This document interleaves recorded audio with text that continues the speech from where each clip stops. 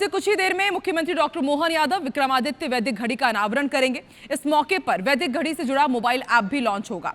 प्रधानमंत्री नरेंद्र मोदी ने 29 फरवरी को उज्जैन में इसका लोकार्पण किया था। वैदिक घड़ी पूरी तरह से भारतीय काल गणना पर आधारित है। इसमें सूर्योदय, सूर्यास्त, मौसम और 30 शुभ मुहूर्त की जानकारी उपलब्ध होगी।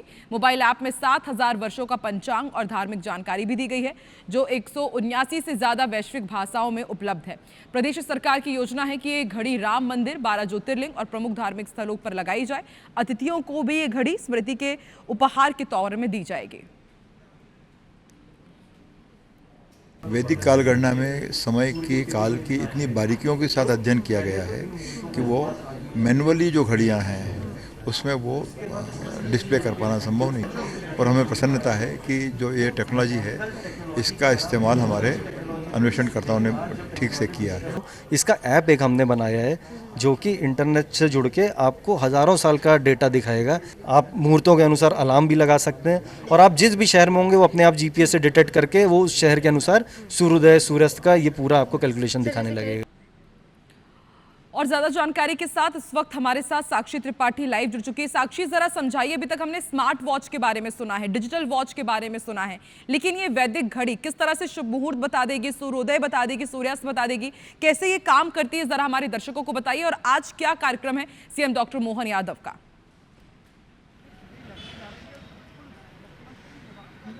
जी बिल्कुल, देखिए आकांक्षा, जो समय हम देखते हैं, आप देखते हैं, हमारी घड़ियों में होता है वो जीएमटी के आधार पर होता है, यानी कि ग्रीनविच मीन टाइम होता है, जो कि इंग्लैंड की एक जगह है, यानी कि एक ऐसा समय जो सब पर थोप दिया गया है। लेकिन जो हमारी वैदिक घड़ी है ये हर जगह के लिए अलग अलग होगी। ये हमारे वैदिक काउंटिंग के हिसाब से होगी और इस घड़ी की खासियत ये होगी कि ये सूर्योदय के हिसाब से चलेगी। देखिए, वैदिक घड़ी के बारे में सबसे पहले हम अपने दर्शकों को बता देते हैं कि इसमें क्या अलग होगा। तो पहले आप देख सकते हैं वैदिक घड़ी का एक जो थीम है ये आपको दिखाई दे रहा होगा। इसी तरीके से जो हमारी वैदिक घड़ी है वो नजर आने वाली है, जिसमें आपको दिखाई दे रहा होगा कि यहाँ पर राशि, ग्रह, नक्षत्र, मुहूर्त, कला, काष्ठा, हर चीज जो है वो आपको अलग अलग दिखाई दे रही होगी।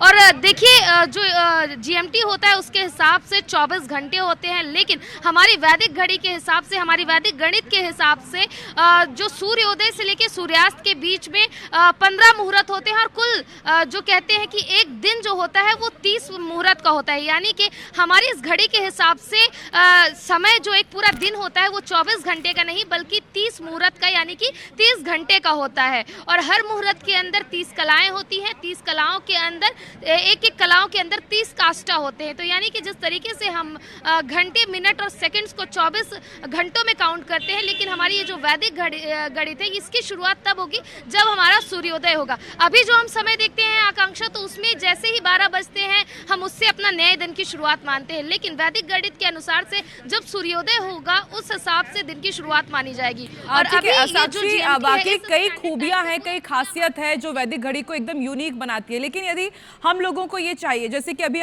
सीएम डॉक्टर मोहन यादव इसका लोकार्पण कर देंगे, विशेष अतिथियों को ये दी जाएगी, तो क्या आम जनता के लिए भी अवेलेबल हो पाएगी? क्या इसके बारे में भी सरकार ने कुछ सोचा है?